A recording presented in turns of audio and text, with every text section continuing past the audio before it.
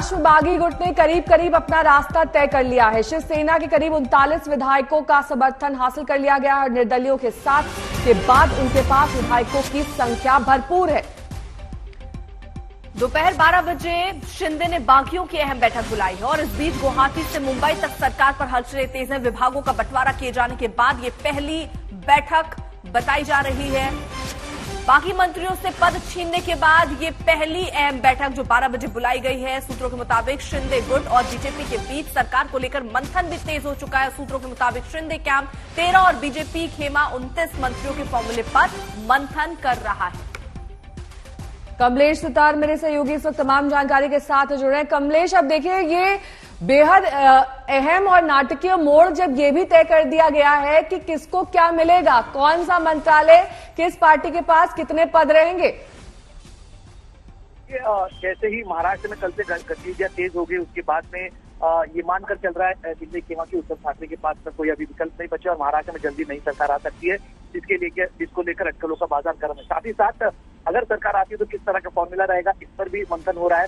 Shinde camp चाहता है कि 13 मंत्री पद उनके खाते में आए। फिलहाल 5 मंत्री उनके साथ बगावत में शामिल है, कैबिनेट मिनिस्टर और 4 MOS यानी जूनियर मिनिस्टर उनके साथ में इस वक्त बगावत में। साथ ही साथ 4 और कैबिनेट चाहते हैं एकनाथ शिंदे का खेमा, और साथ ही साथ जो निर्दलीय विधायक उनके साथ आए या छोटे दलों के उनके जिन्होंने समर्थन दिया शिंदे गुट को, उनको बीजेपी अपने कोटे से अकोमोडेट करे। तो ये भी मांगे रही है उनकी और इस पर भी सीरियस विचार मंथन चल रहा है इस वक्त।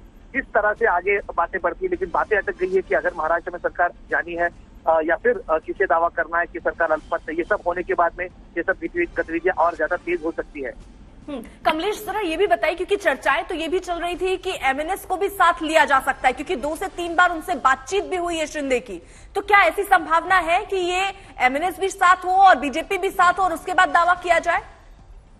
देखिए, MNS के पास सिर्फ एक विधायक है तो उनका साथ में आना न आना यहाँ पर बहुत ज्यादा मायने नहीं रखता है। MNS की चर्चा इसलिए हो रही थी कि अगर मर्जर का सवाल अगर आता है, इन विधायकों को अगर पार्टी कहीं पे मर्ज करनी पड़े तो MNS भी एक ऑप्शन हो सकता है।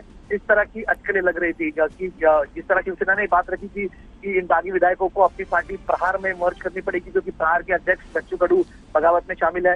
तो ये बातें चलकर सामने आ रही थी। तो MNS एक ऑप्शन हो सकता है। हिंदुत्ववादी पार्टी रही है, ठाकरे नाम भी साथ में, इसीलिए इस नाम को लेकर अटकलें चल रही थी। लेकिन अगर साथ में लेकर चलने का सवाल है तो MNS के पास महज एक विधायक है और ऐसे में जब एकनाथ शिंदे के पास उनके खुद के साथ में लगभग 45 से ज्यादा विधायक है तो ऐसे में MNS की उन्हें जरूरत नहीं होगी। कमलेश, एक तरफ तो आदित्य ठाकरे कह रहे हैं कि 15 से 16 विधायक उनके संपर्क में हैं, जब वो मुंबई आएंगे तो पाला बदल लेंगे। अभी जब इस बात पे ही संशय बना हुआ है तो ये बात कहां तक करना जायज है कि किसको क्या मिलेगा? देखिए, क्या है, आदित्य ठाकरे अपने पार्टी के काडर में पिछले 4 दिनों से लगातार घूम रहे हैं। दिन में 3 से 4 रैलियों को संबोधित कर रहे हैं। पार्टी काडर में एक हौसला अफजाई का काम कर रहे हैं। ऐसे में पार्टी ना टूटे, भले ही लेजिस्लेटिव पार्टी टूट गई हो, MLA पार्टी के चुनकर आए हुए प्रतिनिधि पार्टी से निकल गए हो, लेकिन पार्टी का जो कार्यकर्ता है वो ना टूटे, इसलिए आदित्य ठाकरे, उद्धव ठाकरे लगातार कोशिश कर रहे हैं। संजय राउत भी थोड़ी देर बाद अलीबाग में एक रैली को संबोधित करेंगे, पार्टी कार्यकर्ताओं से बात करेंगे। ऐसे में ये बातें कहना जरूरी होता है उनको, और आदित्य ठाकरे लगातार ये बात कह रहे हैं कि इनमें से 15 से 16 विधायक ऐसे हैं जो हमारे संपर्क में, उन्हें बंधक बनाकर रखा गया। जब मुंबई आएंगे तो पता चलेगा। शुक्रिया इस तमाम जानकारी के लिए आपका। अशोक सिंघल मेरे सहयोगी इस वक्त तमाम जानकारी के साथ गुवाहाटी से जुड़ गए हैं। मेरे सहयोगी ऋत्विक इस वक्त मुंबई से जुड़ गए। और जल्दी से जरा अशोक का रुख करते हुए, अशोक, क्योंकि यही खबरें आ रही थी कि यहाँ एक तरफ कोशिश उद्धव गुट की ये है कि वहां से विधायक वापस आए, लेकिन वो कुछ होता हुआ नजर नहीं आ रहा। शिंदे कुनबा ही बढ़ता हुआ नजर आ रहा है। ये जानकारी मिल रही है कि कुछ और विधायक जुड़ सकते हैं इनके साथ। कब तक हो सकता है ये? बिल्कुल उम्मीद की जा रही है कि आज एक और विधायक शिवसेना गुट से टूट करके एकनाथ शिंदे गुट में आ सकता है। हालांकि पिछले 2 दिनों से ये चर्चा थी कि 2 विधायक और आएंगे, लेकिन संजय राउत के भाई का नाम भी था, उन्होंने डिनाई किया। तो लेकिन आज उम्मीद की जा रही है एक और विधायक जुड़कर आएंगे, क्योंकि लगातार शिवसेना की तरफ से, चाहे वो उद्धव ठाकरे हो, इमोशनल अपील की गई, फिर उसके बाद तेवर दिखाए गए संजय राउत, आदित्य ठाकरे, तमाम लोगों की तरफ से, तो काम नहीं आए।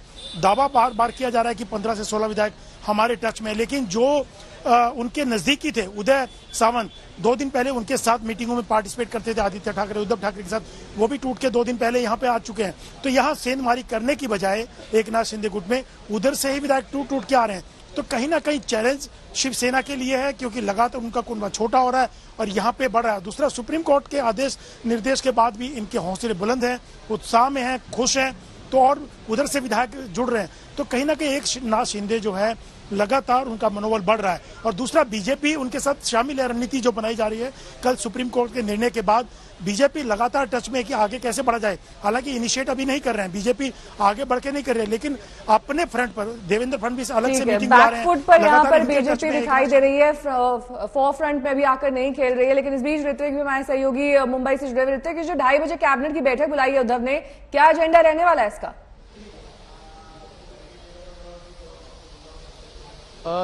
जी बिल्कुल, एजेंडे पर तो कई सारे चीजें हैं अगर राजनीतिक रूप से देखें, लेकिन जिस तरह से कल एक निर्णय लिया गया था, सीएमओ कार्यालय से प्रेस रिलीज इशू की गई थी कि जो बागी विधायक और जो बागी मंत्री गुवाहाटी में बैठे हैं उनका चार्ज जो है वो दूसरे लोगों को जो कि यहाँ मौजूद है उनको ट्रांसफर कर दिया गया है। ऐसे 9 मंत्री है जिसमें 5 कैबिनेट और 4 एमओएस दर्जा के हैं। लेकिन ये निर्णय लेने के बाद आज ये बैठक बुलाई गई है और ये प्रेस रिलीज में बताया भी गया था कि जिस तरह से स्थिति महाराष्ट्र में है, मानसून आ चुका है और बारिश कई जगह पर हो रही है, किसानों के हाल कई जगह पर हो रहे हैं, तो उसको लेकर जो है आज कैबिनेट में चर्चा हो सकती है। एजेंडा पर जो है दिखाई दे सकता है कि इन विषयों पर चर्चा हुई है, लेकिन सबसे अहम बात यही होगी कि मुख्यमंत्री फिर एक बार कैबिनेट में मौजूद रहेंगे कि नहीं रहेंगे या फिर से वर्चुअली वो इस कैबिनेट को संबोधित करेंगे। सवाल ये भी है कि क्या मुख्यमंत्री अब जो कि स्थिति दिख रही है राजनीतिक नंबर बढ़ते जा रहे हैं एक नाथ शिंदे कैंप के पास, और शरद पवार जो कि दिल्ली से मुंबई लौटे हुए रात को आज वाईबी चौहान सेंटर में पहुंचे हुए सुबह, कोई हलचल खासकर दिख नहीं रही है। सुप्रीम कोर्ट से बागियों को राहत मिलने के बाद सरकार बनाने पर मंथन तेज हो चुका है। शिवसेना के बागी गुट और बीजेपी में सरकार पर फॉर्मूला करीब करीब तय हो गया है।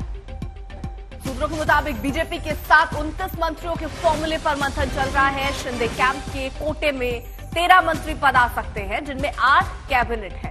निर्दलीय विधायकों ने शिंदे का भरपूर साथ दिया है और ऐसे में शिंदे गुट की कोशिश है कि इन्हें भी मंत्री बनाया जाए, लेकिन बीजेपी कोटे से। शिंदे कैंप से दादा भूसे से लेकर गुलाब राय पाटिल, उदय सामंत, अब्दुल सत्तार, राजेंद्र पाटिल, दीपक केसरकर, संजय शिरसठ को भी बगावत का इनाम मिल सकता है। सरकार पर मंथन के लिए शिंदे गुट की थोड़ी देर में बैठक है। शिंदे गुट के साथ 39 शिवसेना के विधायक हैं। सूत्रों के मुताबिक 18 में से 14 शिवसेना के सांसद भी शिंदे गुट के संपर्क में है।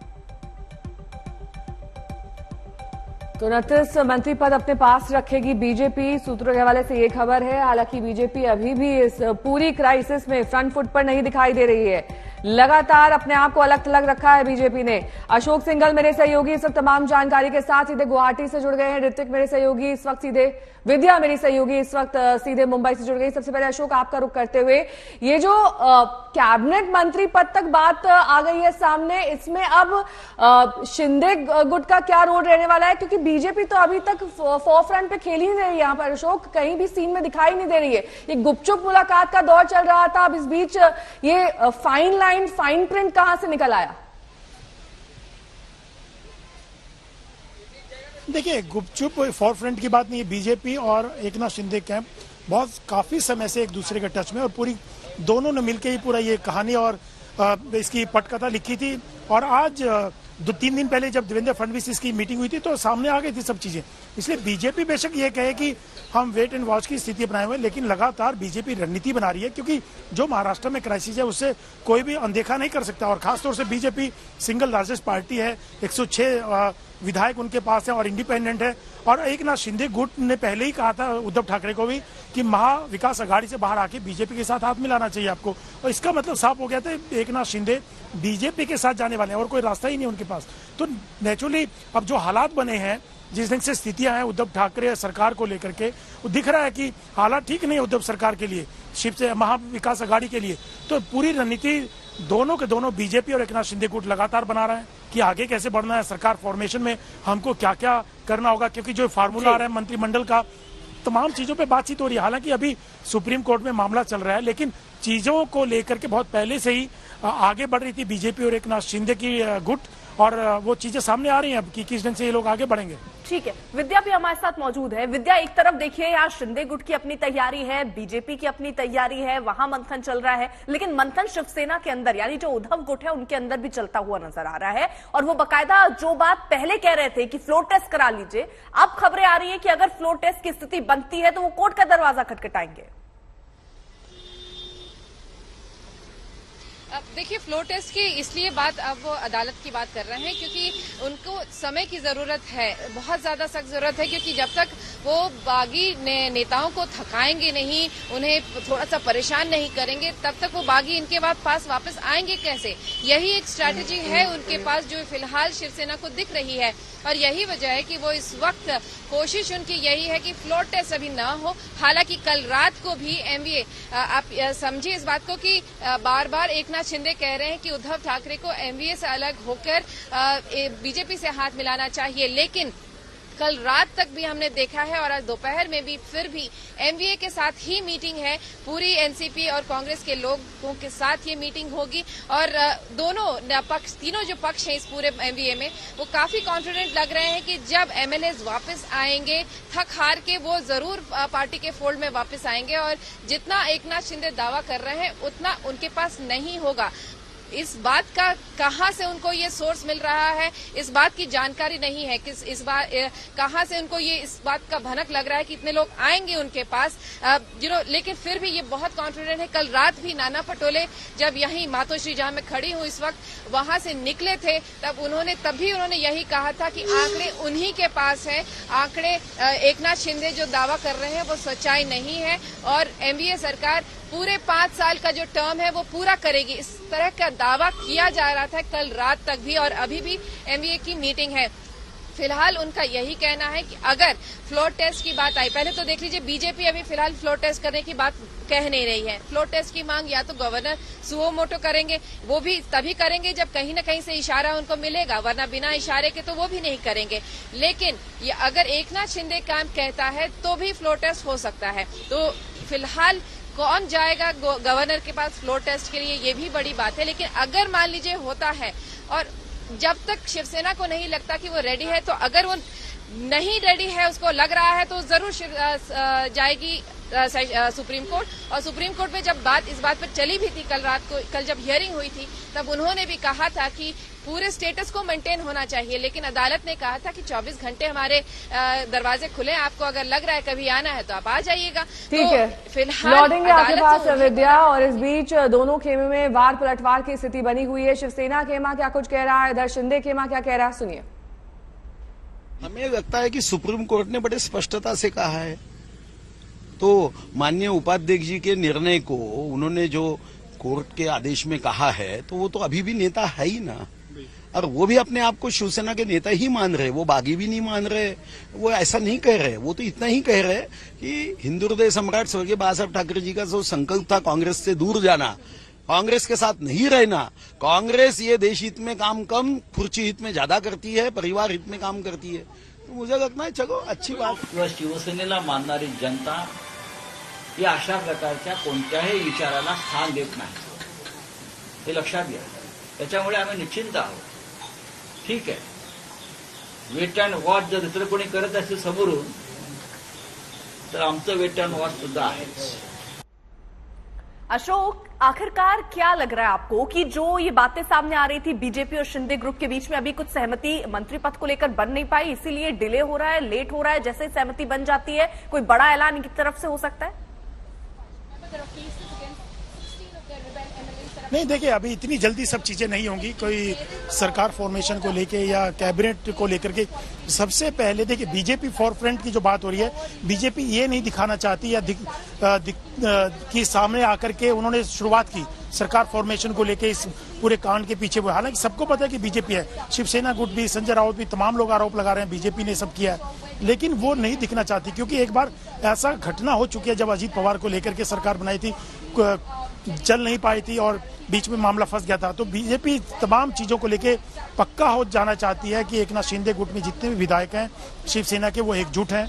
मुंबई आने के बाद खिसकेंगे तो नहीं, ये और सुप्रीम कोर्ट में मामला है, तो तमाम चीजों को नाप तोल करके तभी आगे खुद से आगे नहीं बढ़ेगी, ताकि कोई और आगे इनिशिएटिव लौटेंगे आपके पास। इस बीच लगातार बयानों का सिलसिला जारी है, संजय राउत भी लगातार हमलावर हो रहे हैं, क्या कुछ कह रहे हैं वो सुनिए।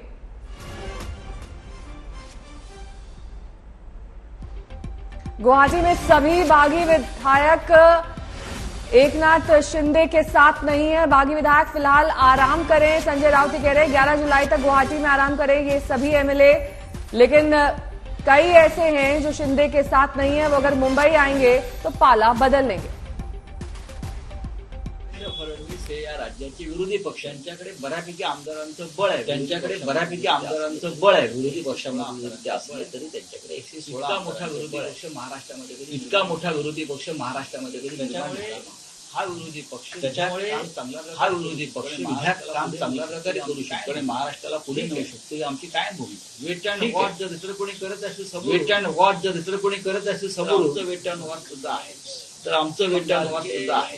टीएमसी के 15 लोगों का ईडी का नोटिस, टीएमसी के 15 लोगों का ईडी का नोटिस जा रहा है। ये सरकार कौन बना रहा है? बीजेपी। ठीक है, ये सरकार कौन बना रहा है? बीजेपी बना रही है या सेंट्रल बना रही है? इन्वेस्टिगेशन एजेंसी बना रही है। उस बारे में बहुत बड़ा प्रश्न चिन्ह खड़ा होता है। झारखंड में भी चल रहा है, कुछ भी करो, लेकिन डरने वाले कुछ भी करो, हम डरने वाले, मुझे यहाँ से गिरफ्तार करके लेके, चाहे मुझे यहाँ से गिरफ्तार करके लेके, हा दुसऱ्या स्वातंत्र्याचा लढा, हा दुसऱ्या स्वातंत्र्याचा लढा। दीपक केसरकर ने पत्र लिखा वो कह रहे हैं, दीपक केसरकर ने पत्र लिखा वो कह रहे हैं, वो कब आए पार्टी? देहांत के बाद वो पार्टी में, वो क्या शिवसेना? देहांत के बाद वो पार्टी में, वो क्या शिवसेना? सावंतवाड़ी में चुनकर आकर दिखाइए, बोलो सावंतवाड़ी में चुनकर आकर दिखाइए।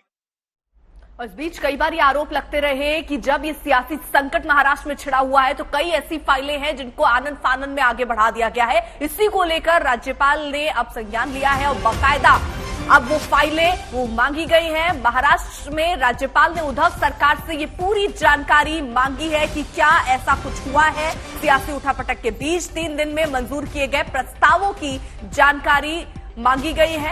ये जानकारी देनी होगी कि पिछले 3 दिन यानी 22, 23 और 24 को क्या हुआ, वो जानकारी राज्यपाल तक पहुंचाई जाए। राजभवन में उद्धव सरकार से ये पूरा हिसाब किताब मांगा गया है। 3 दिनों में कितनी फाइल जो है वो क्लियर हुई है, इसकी जानकारी हम तक पहुंचाई जाए। 22 से 24 जून के बीच कितने सरकारी प्रस्ताव जारी किए गए हैं, इसके बारे में भी जानकारी दी जाए। राज्यपाल के प्रधान सचिव का मुख्य सचिव को पत्र।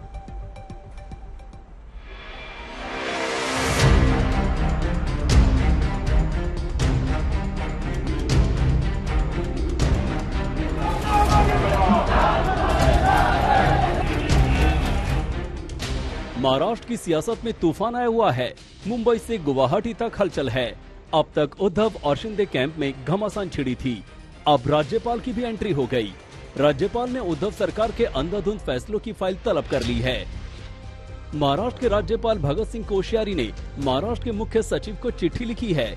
इस चिट्ठी में सरकारी आदेश वाली फाइलें मांगी गई हैं, जो 22 से 24 जून के बीच जारी किए गए। विपक्ष का आरोप है कि 3 दिन में उद्धव की अस्थिर सरकार ने 200 से ज्यादा फाइलों को क्लियर कर करोड़ों की योजनाओं को मंजूरी दी। राज्यपाल कोश्यारी ने बीजेपी नेता और विधान परिषद में नेता विपक्ष प्रवीण दरेकर की शिकायती चिट्ठी को आधार बनाया। प्रवीण दरेकर ने 24 जून को ही राज्यपाल को चिट्ठी लिखी थी। इस चिट्ठी में उन्होंने आरोप लगाया था कि उद्धव सरकार अल्पमत में है और अंधाधुंध फैसले ले रही है। 3 दिन में 200 से ज्यादा फैसले लेने, करोड़ों रुपए जारी करने का आरोप लगाया। उन्होंने लिखा कि उद्धव ठाकरे सीएम आवास खाली कर चुके हैं और इस्तीफा दे सकते हैं। ऐसे में अंधाधुंध फैसले शक पैदा करता है। महाराष्ट्र में चल रही राजनीतिक उथल पुथल के बीच महाराष्ट्र सरकार धड़ल्ले से काम करती नजर आ रही है, क्योंकि महज कुछ दिनों में करोड़ों के प्रोजेक्ट्स, प्रपोजल्स और फाइल्स साइन कर चुकी है सरकार। और अब इस पर सवालिया निशान खड़ा हो गया है, क्योंकि राज्यपाल के ऑफिस ने चीफ सेक्रेटरी को खत लिखा है और पिछले 3 दिनों में यानी 22 जून से 24 जून तक कितने प्रपोजल्स साइन हुए हैं, इसके डिटेल्स उन्होंने मंगवाए हैं। राज्यपाल की चिट्ठी पर शिवसेना भड़क गई। संजय राउत ने तो पुरानी पड़ी फाइलों को निपटाने का सुझाव दे दिया। अरे बापरे, त्यांनी खरं म्हणजे 12 आमदार 2.5 वर्षापासून त्यांच्या टेबलात पडून आहेत राजभवनाच्या झाडी झुडपात। त्याची माहिती घ्यायला पाहिजे की आम्ही या आमदारांना अजून दुधान काय देऊ शकलो नाही. 12 आमदार उदान नामनियुक्त. ठीक आहे, राज्यपाल माहिती घेतील. अशा परिस्थितीमध्ये राज्यपालांचा करोना बरा झालाय त्याबद्दल मी त्यांना शुभेच्छा देतो.